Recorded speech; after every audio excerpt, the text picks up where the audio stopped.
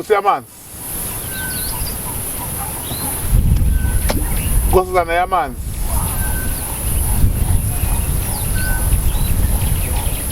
Abasekhaya komama kaDludla. AbakaGumede.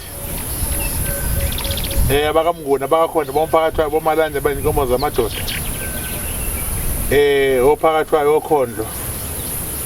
Oyeyeye abasongoya basemthandeni. Abakamthembu. Abavele enyandeni omnisi beyimvula abasekhaya komama. Yakuzala khona uma ugogo. Kuba bakamatsha nje abagabadene enkundla kaBulawayo uNtamende ngalayini xoshe umuntu omqoshela futhi ozomfikisa la kusuka khona ilanga. Olinda kaMkhonto. La kuzoba ingilozi ke nesithunywa engihamba naso. Ngizophakamisa Nkosazana yala kulomfula esibona. Ake ngibingelele kini nonke bathandi bohlelo ka Dr Mnguni TV umelaphi wendabuko ubaba wenu ubaba wezizwe eziningi. Namhlanje ngizotshela izwe, ngizotshela abantu ukuthi ikhona imfihlo. Imfihlo iyinto ejulile, iyinto ecashile.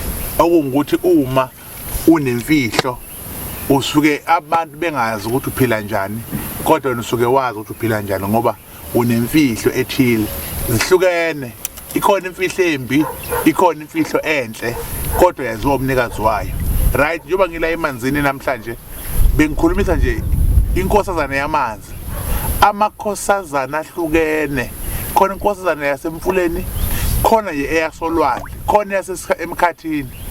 So le engizoyithinta namhlanje ngithintela ngokwamanzi ukuthi idlozi okuthiwa inkosazana abanye balibiza inzunza.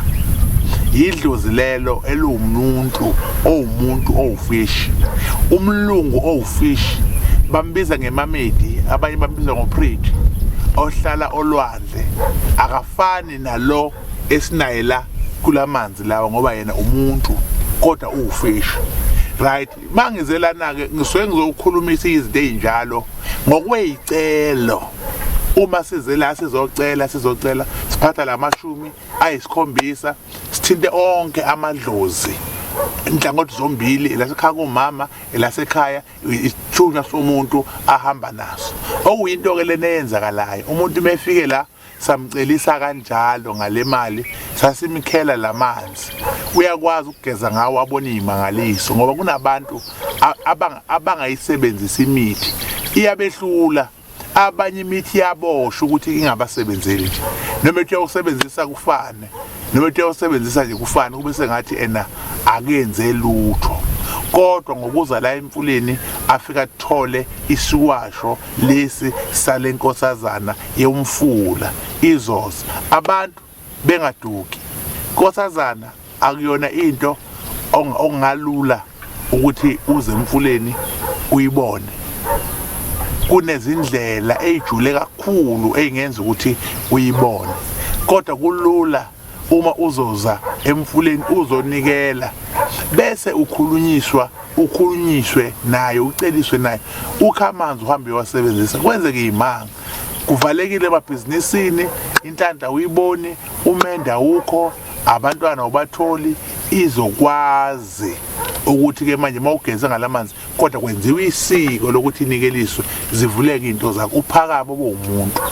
Amafutha enkosazana ayasiza kakhulu kodwa ke ababaningi abakwazi ukuyikhipha bayibulale futhi lingezwe ngabantu benikhohlisa bethi bayakwazi ukuyikhipha besika kancane amafutha bebeyidedele. Ngeke ukuze ukwazi ukwenza lokho.